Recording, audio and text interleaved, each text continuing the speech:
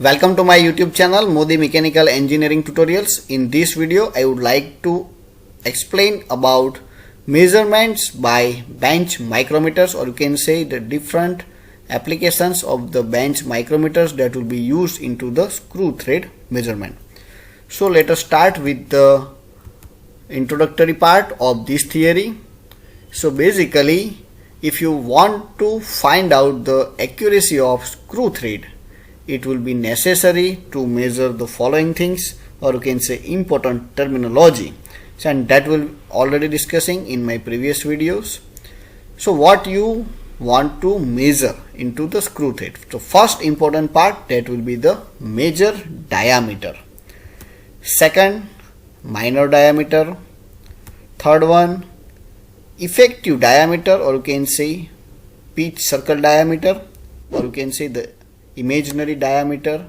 This is an important theory, and if you find the effective diameters, so you will find most of the other terminologies with the help of these relations with the effective diameters. So later on we will discussing on to that. Pitch of the thread, that is one of the most important part for any thread measurement or thread manufacturing.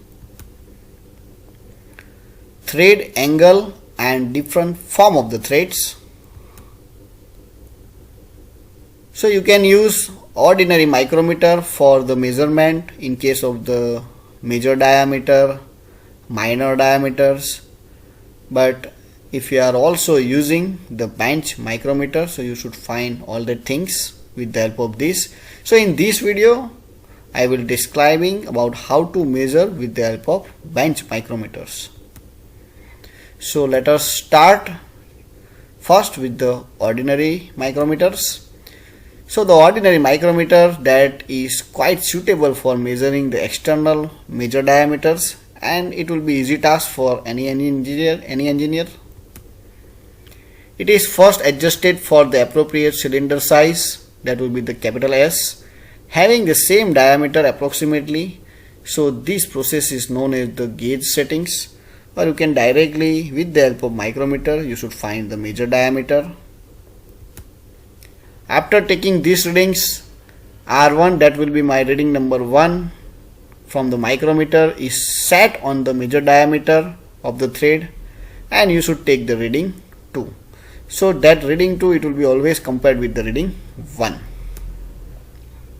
So just you can see, with the help of ordinary micrometers, the major diameter that will be indicating as a capital D, that will be equal to S. S means my standard gauge, or you can say cylinder size, that will be my standard size.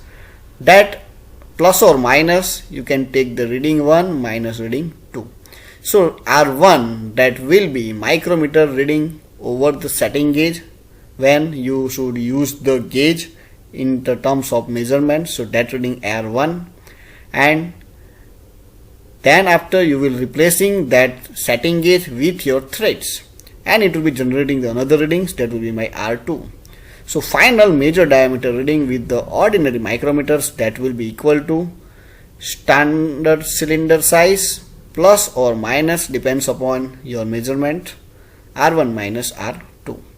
So from these relationships you will find the major diameter for the ordinary micrometer. Now for bench micrometer, so just you can see this is the basic setup for these instruments. So here it will be measuring anvils are there, and that will be flexibles. So here it will be my measuring anvils from both the ends. So this is my left side, right side, which will be adjustables, and from another side that will be holding centers, and these holding centers, it will be adjusted according to the size of the standard gauge as well as the thread. So this adjustment, it will be performing by these clamps, and all are supported onto some fixed devices. And onto the other end, just you can see this is my micrometer head, it will be adjusting onto the right side, and onto the other side it will be my fiducial coil. So in between this, it will be firstly arrange my standard gauge, and then after it will be replacing by my measured threads. So let us see the actual picture of this bench micrometer. So such kind of arrangement. So this is my fiducial coil, this is my micrometer, this is my adjustment, and this is my go gauge, no go gauge, or can say standard gauge, standard thread gauges here. So this is my centers which will be used to hold the standard as well as the components, and you will take the readings. So how? As you can see in case of micrometers. So this is my figure. So what to do? For getting the better accuracy, the bench micrometer is always used for measuring the minor diameter as compared to ordinary measurements. So in this process, the variation in measuring pressure, pitch errors are being neglected for the measurements. The fiducial indicator is used to ensure all the measurements are made at the same pressures. So that will be indicating over here. So with the help of this fiducial indicator, it will be exerting the constant pressure during the all kind of measurements. So that will be one of the advantages. The instrument has a micrometer head with a vernier scale onto this other side to read the accuracy up to the 0.002 mm. So which will be highly accurate and highly precise. And this is also calibrated setting cylinder having the same diameter as the major diameter of the threads to be measured is used to setting the standard. So first of all, this measurement it will be taken by the standard components, then it will be replacing by the measured component. So you can easily compare with the standard measurement. That is the important part of these instruments. So after setting the standards, the setting cylinder is held between the anvils and reading is to be taken. So that will be my reading number 1. After this, the cylinder is replacing by the threaded workpiece, or you can say components, and new reading is being taken. So this is my setup. It will be used to measuring the major diameter. So this is my equations that already discussing. The major diameter is equal to capital D. This is my standard cylinder size plus or minus R1 minus R2. So that we already discussed. And one more thing, how you can measure. So first, in between holding centers and measuring anvils, you should adjust the standard cylinder components, and you will take the reading number 1 onto the micrometer. Then just you can replacing this standard cylinder with your screw thread. If it will be the same, so there is no issue.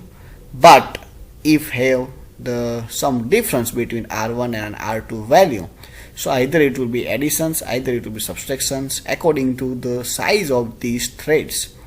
It will be reflected onto the measurements. So measurement of the minor diameter. Now the minor diameter is measured by the comparative method by using the floating carriage diameter measuring machines and small V pieces that will be in contact with the root of the threads. These V pieces are made into the several size having the suitable ready at the edges. So this is for the minor diameter. Just you can replacing the V piece. So that will be easily inserting into the root area. So you can easily measure the minor diameter. So V piece are made of hardened steel. So that will be resistance of the wear and tear of the number of times it will be used for the measurements, and it will be having a good property. So the floating carriage diameter measuring machines is a bench micrometer mounted on a carriage. So this is the V shape that will be used for measuring an inner diameter. So just you can see this is the micrometer anvil from both the sides, and this is the micrometer reading over the cylinder and V piece. So this distance, and this is my VPs, and this is my diameter of the standard cylinders. So once you can take the reading from this kind of setup, that is my R1, and this is the replacing by the components. So these V shapes, it will be easily entering into the roots area, or you can say roots of the external threads. So you can easily measure the minor diameter with the help of VPs. That is the important part. So with the help of these instruments, you can measure the major diameter and the minor diameters as too. So after this, the threaded workpiece is mounted between the centers of the instrument, and the VPs are placed on each side of the workpiece, and then it will be reading is to be taken. After taking these readings, the workpiece is then replacing by the standard reference cylinder setting gauge that we performing same into for the major diameters. So in case of the minor diameter, so that will be capital D plus or minus, but over here R2 minus R1. So R2 means the micrometer reading on a threaded workpiece, and R1 that will be micrometer reading for the cylindrical gauge. So if you like this, then subscribe and share Modi Mechanical Engineering Tutorials. Thank you so much and keep watching.